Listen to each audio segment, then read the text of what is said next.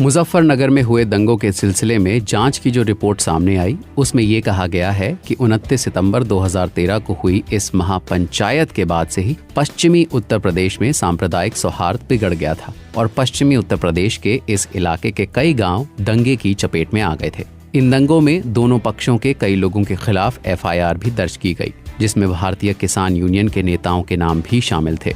गन्ना बेल्ट के नाम से मशहूर उत्तर प्रदेश के इस इलाके को कांग्रेस, समाजवादी पार्टी और बहुजन समाज पार्टी का मजबूत गढ़ माना जाता रहा था। यहाँ की राजनीति में हमेशा ही किसान और उनसे जुड़े मुद्दे ही हावी रहे हैं। अलग अलग राजनीतिक दलों पर आरोप लगता रहा है कि उन्होंने किसानों के मुद्दे को भुनाकर ही इस क्षेत्र में वोट हासिल किए हैं। लेकिन दंगों के बाद से ही इस क्षेत्र की राजनीति पूरी तरह से बदल गई और इस इलाके के राजनीतिक दंगल में भारतीय जनता पार्टी ने जोरदार एंट्री मारी।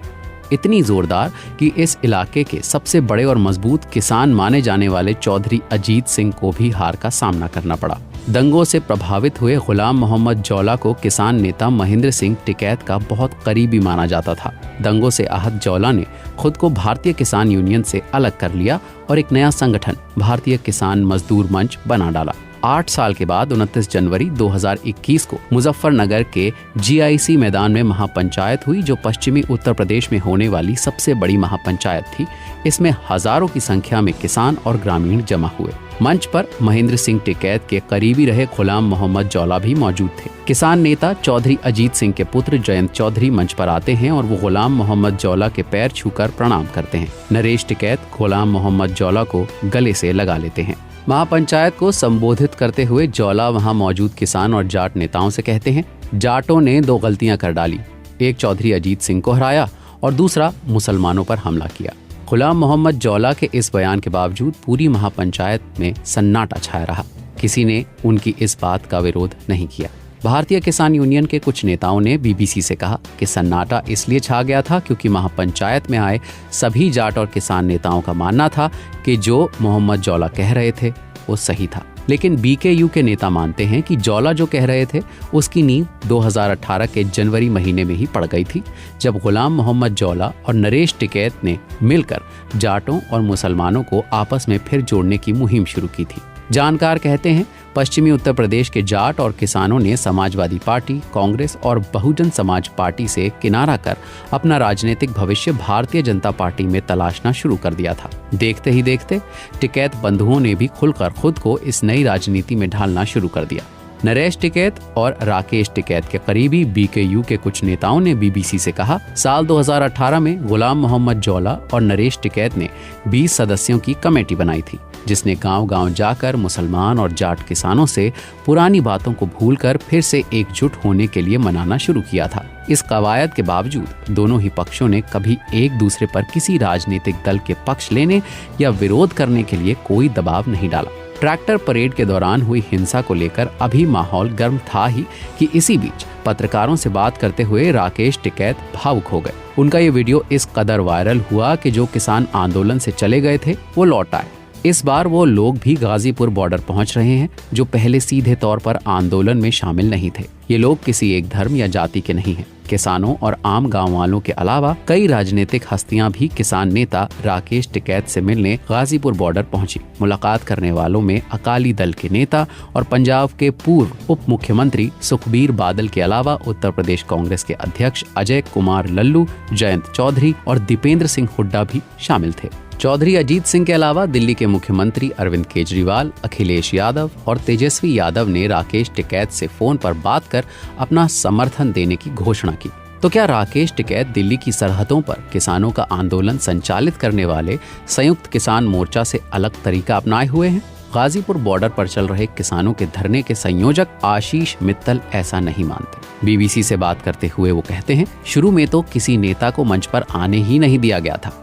वो कहते हैं, शुरू में किसी भी राजनीतिक दल को हमने मंच से अलग ही रखा, लेकिन 26 जनवरी की रात से सब कुछ बदल गया और आंदोलन काफी फैल गया। इसलिए राजनीतिक दलों के नेता भी आ रहे हैं और समर्थन देने की घोषणा कर रहे हैं। मित्तल कहते हैं कि अब भी किसी राजनीतिक दल के नेता को मंच से बोलने नहीं दिया जाता है। अखिल भारतीय किसान संघर्ष समन्वय समिति के नेता विजू कृष्णन कहते हैं 26 जनवरी के बाद से गाजीपुर बॉर्डर पर नेता एकजुटता दिखाने पहुंच रहे हैं। उनका कहना है कि किसान संगठन सभी से समर्थन मांग रहे हैं और लोग आगे आकर समर्थन भी दे रहे हैं। हाल ही में एक समाचार एजेंसी ने खबर चलाई जिसमें राकेश टिकैत के हवाले से कहा गया कि वे चाहते हैं कि मौजूदा केंद्र सरकार अगले 36 महीनों तक तीनों कृषि कानूनों को स्थगित रखे, यानी इस सरकार के बाकी के बचे हुए कार्यकाल तक। यहाँ भी राकेश टिकैत ने मोर्चे से अलग लाइन ले ली, क्योंकि मोर्चे का कहना है कि जब तक तीनों कानून पूरी तरह से वापस नहीं होते, किसानों का आंदोलन वापस नहीं होगा। ये प्रस्ताव नरेश टिकैत की तरफ से भी आया है कि सरकार 18 महीने की जगह 2024 तक के लिए नए कृषि कानून क्यों नहीं रद्द कर देती। ये सुझाव नरेश टिकैत ने BBC हिंदी को दिए अपने इंटरव्यू में कहा। अखिल भारतीय किसान सभा के महासचिव अविक साहा का कहना है, अभी तक राकेश टिकैत की बातें आंदोलन को नुकसान नहीं पहुंचा रही हैं। अलबत्ता उन्होंने और भी ज्यादा समर्थन जुटाने का काम किया है। वो इसी तरह बात करते हैं, बिना किसी लाग लपेट के, इसलिए मोर्चे को कोई आपत्ति नहीं है। साहा ने BBC से कहा, हर व्यक्ति का अपना विचार होता है जिसे वो रखने के लिए स्वतंत्र है। संयुक्त किसान मोर्चा हर उस संगठन और व्यक्ति का स्वागत करता है जो किसानों की मांगों के समर्थन में आगे आए हैं। लेकिन हाल ही में किसान आंदोलन से अलग हुए राष्ट्रीय किसान मजदूर संगठन के अध्यक्ष VM सिंह का आरोप है कि पहले समर्थन देने आने वाले नेताओं या राजनीतिक दलों के कार्यकर्ताओं को मंच पर जाने की अनुमति नहीं थी। वो सामने नीचे बैठा करते थे। VM सिंह कहते हैं कि 26 जनवरी के बाद से अब नेता न सिर्फ मंच पर आ रहे हैं बल्कि वहां से अपना संबोधन भी कर रहे हैं। VM सिंह ने टिकैत बंधुओं पर सत्तारूढ़ दल के लिए काम करने का आरोप भी लगाया था, जिसे BKU के नेता आशीष मित्तल ने खारिज करते हुए कहा, सिर्फ एक अभय चौटाला थे जिन्होंने मंच से लोगों को संबोधित किया था। बाकी के जितने नेता आए, एक तो उन्हें भाषण नहीं देने दिया गया। अगर किसी ने किसानों को संबोधित भी किया तो उन्होंने मंच के नीचे से किया, ना कि मंच से। टिकरी बॉर्डर पर आंदोलन के संयोजक संजय माधव कहते हैं, अगर वाकई में राकेश टिकैत ने 36 महीनों के लिए कृषि कानूनों को स्थगित करने की मांग की है तो ये उनका निजी विचार हो सकता है जिसका आदर करना चाहिए, लेकिन आंदोलन से संबंधित कोई भी नीतिगत फैसला इसमें शामिल 40 किसान संगठनों के प्रतिनिधियों की आम राय से ही होगा।